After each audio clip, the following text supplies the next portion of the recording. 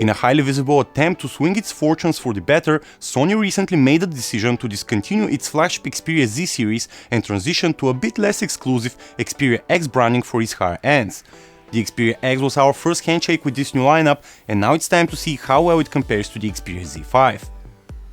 Elegantly rounded, the Xperia X and Z5 are among the few standing rectangular phones of the day, and that means something if you value differentiation. Of the two, it's hard to pick a favorite, for both have their advantages and downsides.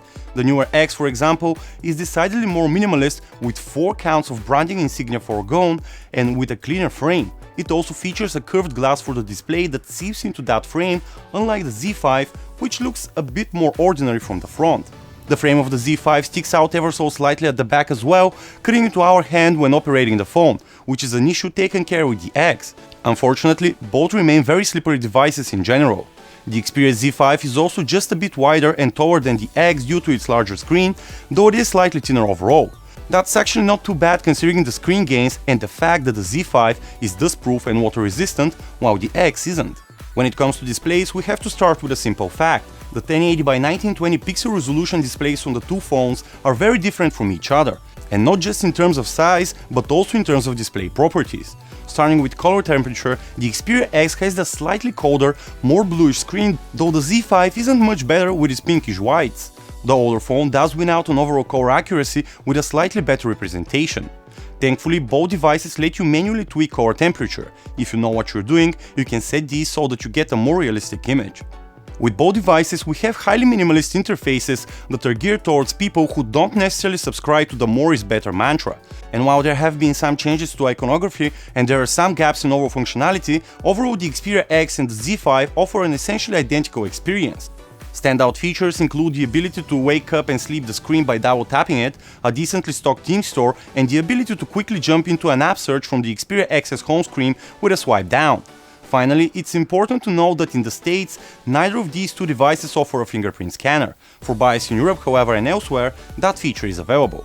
On paper, the main difference between the Xperia Z5 and the Xperia X are the different chipsets driving them.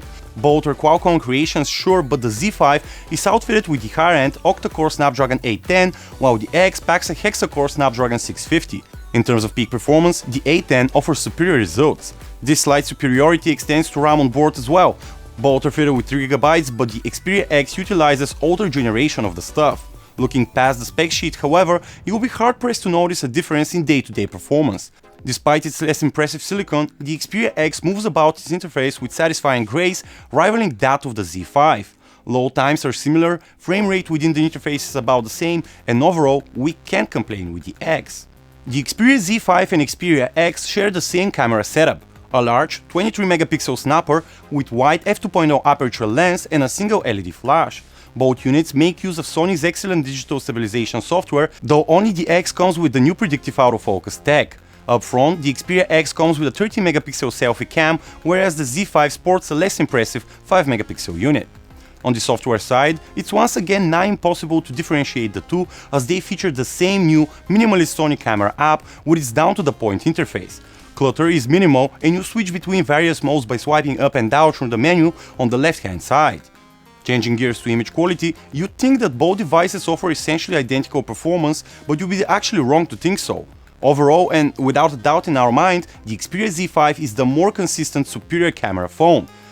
There are several reasons for that. First and foremost, despite the fact that both devices seem to have imperfect lenses that blur the image towards the edge, this issue is less pronounced with the Z5.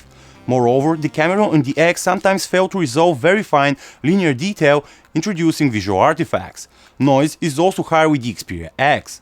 As for selfies, the Xperia X does better. Its unit offers more detail, less noise, and a more appropriate 4:3 aspect ratio that we would prefer for group photos and most solo acts. Finally, in terms of video, the Xperia Z5 notches another win thanks to its ability to capture 4K UHD video. Both devices can also shoot 1080p resolution video at both 30 and 60 frames per second, along with time-lapse video. In terms of total battery capacity, the Xperia Z5 has the lead over the Xperia X. But as you should know by now, numbers are just numbers. Indeed, we found the numbers to be unrepresentative of our experience, with the Xperia Z5 offering worse battery performance with perhaps a 10% drop give or take in longevity compared to the X. That's not a massive advantage for the newer device, sure, but still something to keep in mind. Obviously, this ratio can vary wildly depending on what your typical usage looks like. Available for $550, the Xperia X is a smartphone that doesn't disappoint but feels a bit too expensive for what it offers. And thanks to its seniority, the Xperia Z5 is dangerously close in terms of pricing nowadays, and you can actually score one for as little as $600. Taking these prices in mind, we're unable to recommend the Xperia X over the Z5. Sure, we like the way it feels in our hand better, but in terms of camera and game performance, it's just not quite up there. The Z5 also features water protection, which is a great perk. A saving grace is the X's better battery life, but we didn't actually find that to be large enough of a lead to warrant a reconsideration on our part. Our opinion, if you can get the Xperia Z5 for as much as $100 extra over the X, it's worth it. If you can't, go for the Xperia X. This was Chris with PhoneArena, thank you guys for watching.